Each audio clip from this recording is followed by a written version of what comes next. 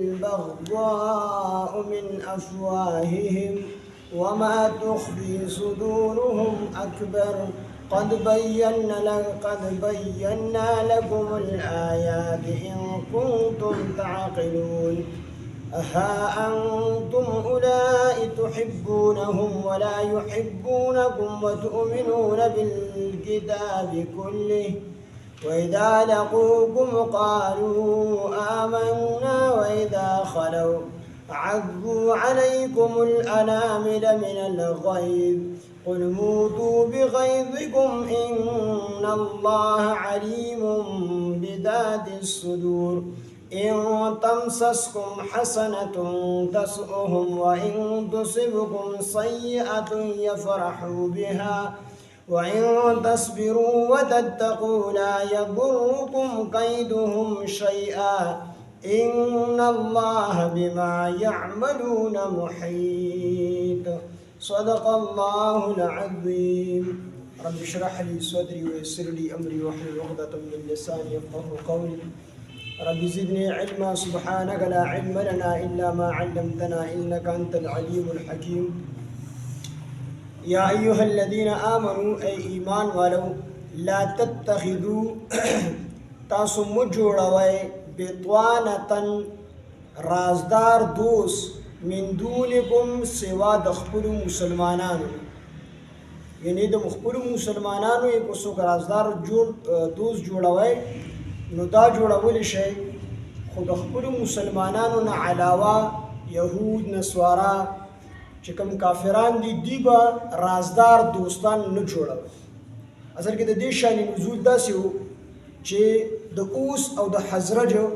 چې کوم مشرکین نو د مدینه منورې په اطرافو کې يهود دا چې کوم دی آباد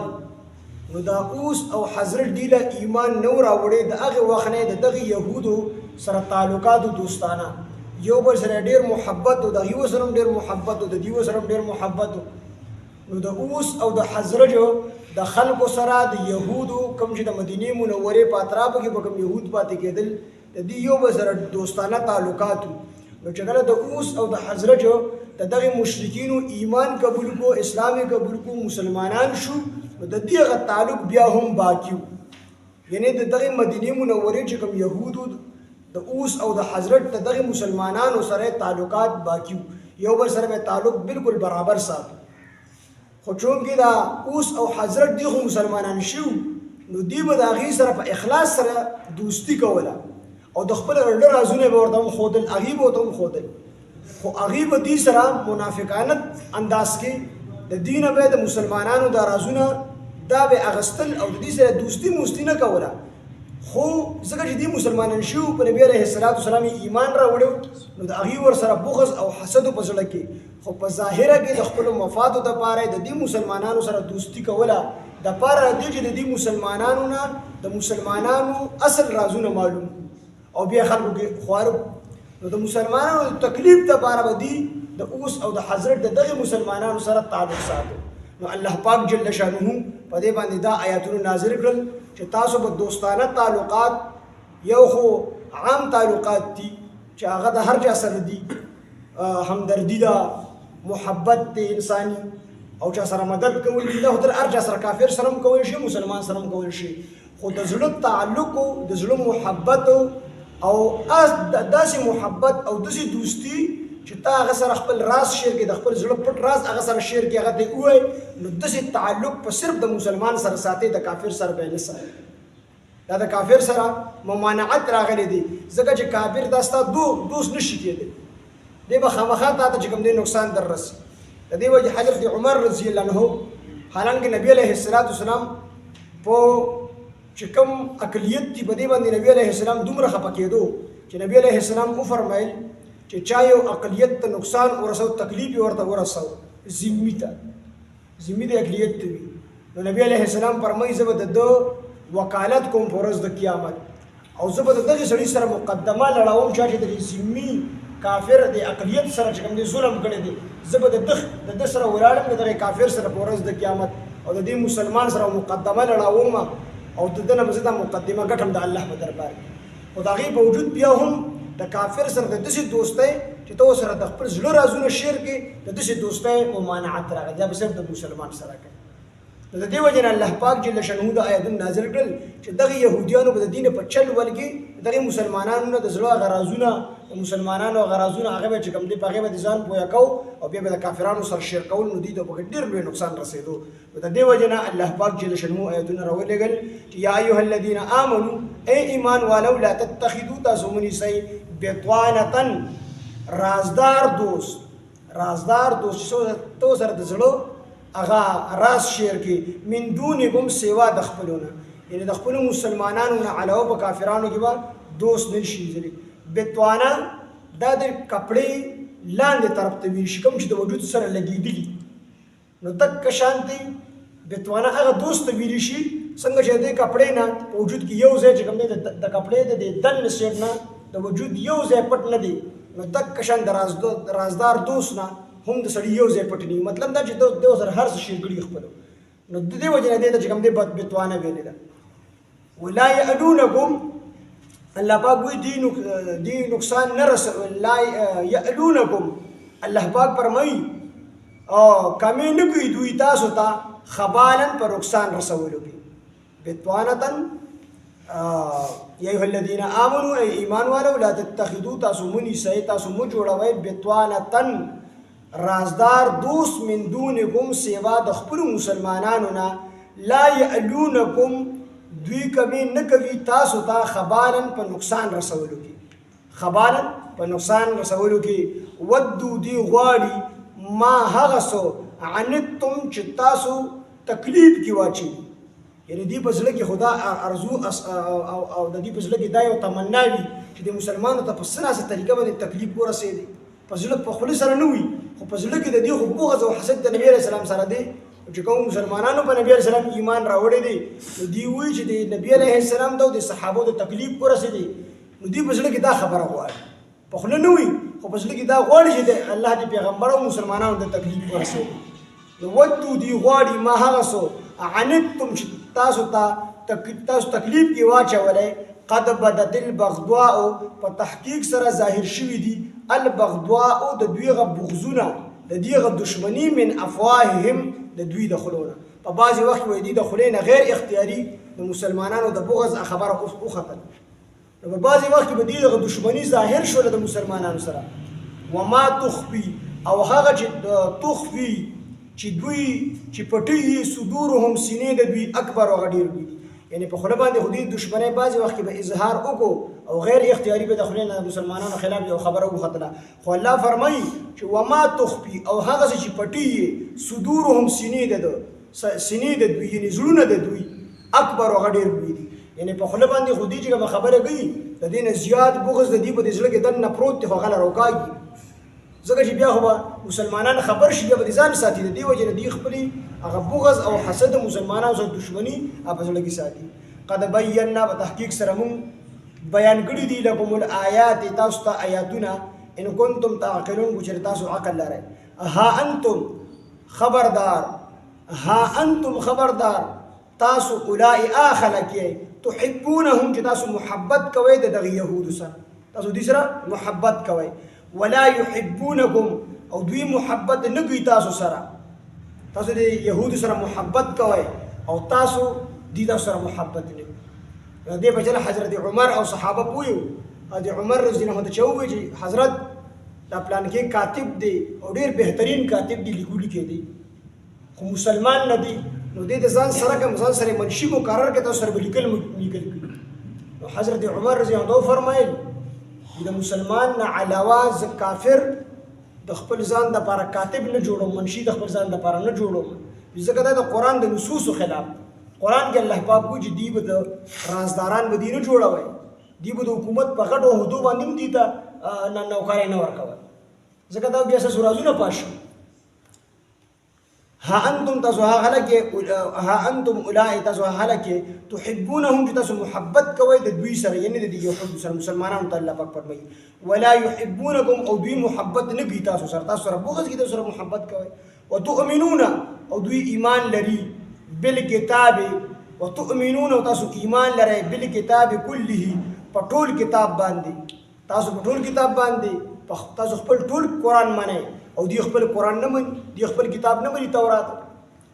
تاسو ټول کتابونه منئ او دا یهود چې دي هغه خپل کتابونه نه مني. ځکه دوی خپل کتاب منل د دې په کتاب کې دي چې د الله پیغمبر دا په حق باندې پیغمبر دی، دا خاتم النبیین دی، نو په نبی علیه السلام به ایمان راوړو. خو دا یهود خپل کتابونه نه مني او مسلمانانو ته الله پاک فرمایي تاسو ټول آسماني کتابونه منئ. ځکه موږ ته قرآن کې موسی علیه السلام الله وی زما پیغمبر دی، نو موږ پیغمبر دی. تورات د الله آسماني کتاب دی، موږ یې منو. نو دا موږ ټول کتابونه منو او دا یهود چې دي خپل کتابونه نه مني. خو خپل کتاب یې منلی هم به په نبي علیه السلام ایمان راوړی وي. واذا لقوکم هر کله چې دوی ملاقات وکړي تاسو سره قالو نو دوی وایي آمنا موږ ایمان راوړی. خو دوی به وایي موږ ایمان راوړی دی په تورات او حضرت موسی علیه السلام. واذا خلو او هر کله چې دوی یوازې شي اعذو نو دوی چیچي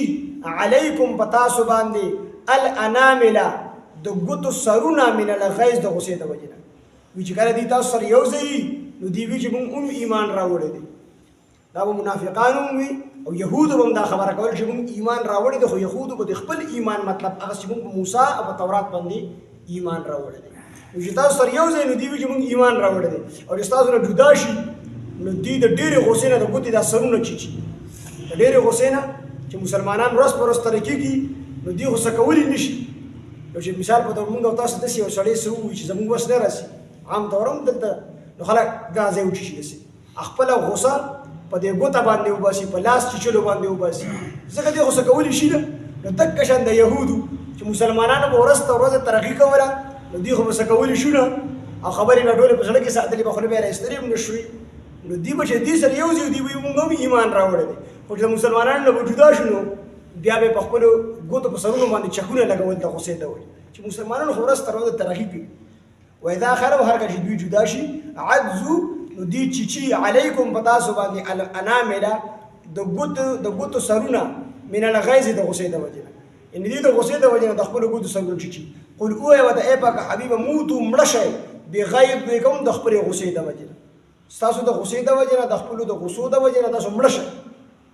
الله دا ولې وفرمیل مطلب د دې آیات دا دی چې الله پاک به مسلمانانو ته ورځ تر ورځې ترقي چې کوم دی نصیب کړي، ورځ تر ورځې به مسلمانان اوچتېږي، غلبه به ورته نصیب کېږي او تاسو ته به غصه درځي، زړه کې به خو بړاسي، په خولې به څه ویلی نه شئ او د زړه هغه بلاس بار راایستلی نه شئ. نو تاسو به د دې وجې نه د ډېرې غصې د وجې نه په خپل ځان باندې چپونه لګول شروع نو مړه به شئ. نو دلته مراد د مرګ نه دی، خو مطلب د دې آیات دا دی چې الله پاک مسلمانانو ته ترقي ورکوي نو تاسو د غصې د وجې مړه شئ. الله پاک در باندې څه کار هم نشته دی، مسلمانان تاسو روکولی هم نه شئ. قل وایه ورته موتو مړه شئ بغیظکم د خپلو غصو د وجې نه. ان الله بېشکه الله تعالی علیم ډېر پوهه دی بذات الصدور د زړونو په رازونو باندې. ان تمسسکم کو چېرته کې ورسېږي تاسو ته حسنة نیکي خوشحالي تسؤهم نو هغه دوی بد ګڼي. وان تصبکم کو چېرته کې ورسېږي تاسو ته سیئة